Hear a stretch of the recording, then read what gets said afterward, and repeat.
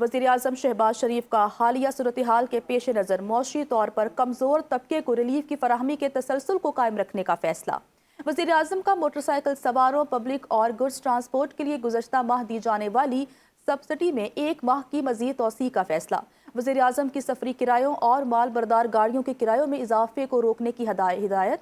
وزیراعظم کا کہنا ہے وفاقی حکومت نے صوبائی حکومتوں کے تعاون سے مشکل حالات میں عام آدمی کو اربوں روپے کا ریلیف پیکج دیا۔ ان حالات میں جس قدر ممکن ہو سکا عوام کو ریلیف فراہم کرتے رہیں گے۔ عام آدمی کو ریلیف فراہم کرنا حکومت کی اولین ترجیح رہے گی۔ کسی بھی صورت عوام کو تنہا نہیں چھوڑا جائے گا۔ حکومت نے پیٹرولیم مصنوعات کی قیمتوں میں ایک مرتبہ پھر اضافہ کر دیا۔ پیٹرول 6 روپے 51 پیسے مہنگا، جبکہ ہائی سپیڈ ڈیزل کی قیمت میں 19 روپے 39 پیسے اضافہ کر دیا۔ پیٹرولیم مصنوعات کی نئی قیمتوں میں اضافے کا نوٹیفیکیشن جاری کر دیا گیا ہے، جس کے بعد ڈیزل کی نئی قیمت 399 روپے 58 پیسے جبکہ پیٹرول کی نئی قیمت 399 روپے 86 پیسے ہو گئی ہے۔ نئی قیمتوں کا اطلاق رات 12 بجے سے ہوگا۔ حکومت نے پیٹرولیم مصنوعات کی قیمتوں میں ایک مرتبہ پھر اضافہ کر دیا ہے، جبکہ نئی قیمتوں کا اطلاق ہو چکا ہے۔ عالمی معیشت کو بڑا خطرہ، اقوام متحدہ کے سیکرٹری جنرل کا سنگین انتباہ سامنے آ گیا۔ اقوام متحدہ کے سیکرٹری جنرل آنطونیو گوتریس نے خبردار کیا ہے کہ آبِ ہرمز کی بندش عالمی معیشت کے لیے ایک سنگین خطرہ ہے۔ انہوں نے کہا کہ اگر یہ بحران وسط سال تک جاری رہا تو عالمی شرح نمو کم ہو کر 2.5% رہ جائے گی، جس سے 4.5 کروڑ افراد شدید بھوک اور 3.25 کروڑ مزید لوگ خط غربت سے نیچے جا سکتے ہیں۔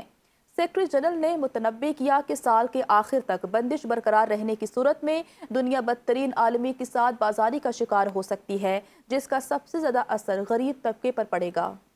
ایران کو کبھی ایٹمی ہتھیار حاصل نہیں کرنے دیں گے۔ امریکی وزیر جنگ پیٹ ہیگسٹ کی سینٹ میں آرمڈ سروسز کمیٹی کو بریفنگ۔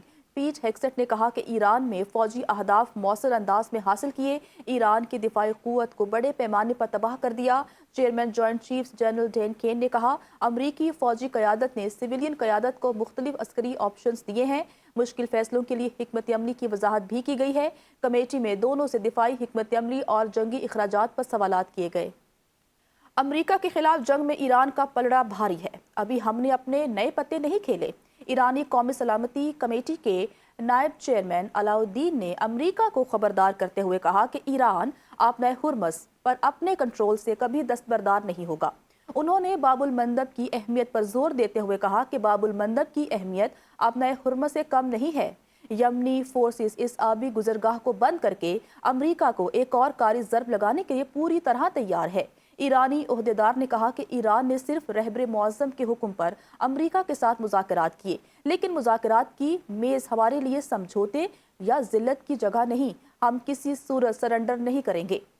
انہوں نے مزید خبردار کیا کہ ایران ٹرمپ کا پیچھا نہیں چھوڑے گا۔ 4 سال کی بلند ترین سطح پر پہنچنے کے بعد عالمی مارکیٹ میں تیل کی قیمتوں میں کمی آ گئی ہے۔